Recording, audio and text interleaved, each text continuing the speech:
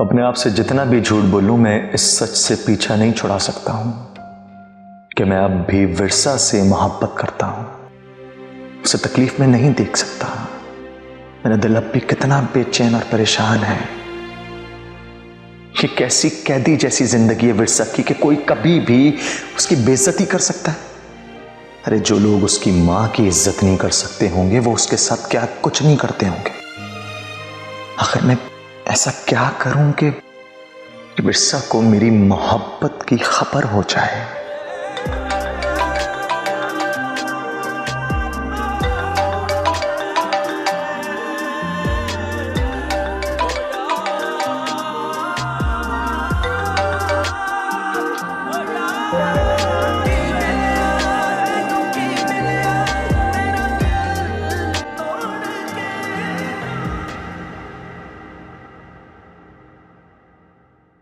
अस्सलाम वालेकुम मम्मी।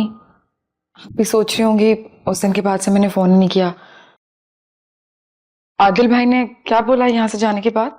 नहीं बेटा, उसने कुछ नहीं कहा, बल्कि मुझे जिंदगी में पहली बार शिद्दत से इस बात का एहसास हुआ कि अगर फरमान तुम दोनों के बीच में ना आता तो तुम्हारी शादी आदिल से होनी चाहिए थी। कैसे बेपनाह खुलूस से कह रहा था कि विरसा के लिए मैं कुछ भी बर्दाश्त कर सकता हूं। खुदा समझे इस फरमान को। अम्मी आप कैसी बातें कर रही हैं? मैं वकार के साथ बहुत खुश हूँ। उनसे अच्छा और कोई भी नहीं हो सकता, इसलिए इस किस्म की बातें सोचना फजूल है। बेटा जो कुछ मैंने वहां देखा है ना, उसके बाद तो मैं यही कहूंगी कि तुम्हारे वहां जाने का फैसला सही नहीं था।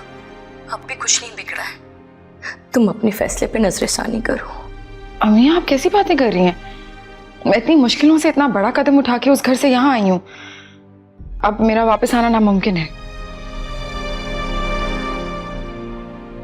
एक बात बतानी थी मैंने आपको। हाँ बेटा बोलो। वकार ने मुझे इजाजत दे दी आपसे और अब्बू से मिलने के लिए, मगर हम बेटा ये तो खुशी की बात है, इसमें मगर कहाँ से आ गया? मैं सोच रही थी कि अगर मैं वहां आ गई और अब्बू और ताया अब्बू ने मुझे वापस नहीं आने दिया तो।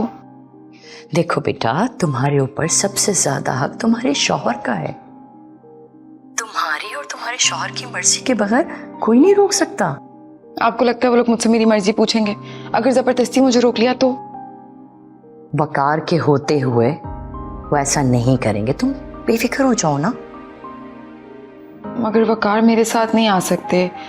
अगर उन्होंने ऐसा किया तो उनके अब्बू उनसे बहुत खफा हो जाएंगे, इसलिए मुझे अकेले आना होगा। I'm sorry, लेकिन तुम अपने घर नहीं जा सकते।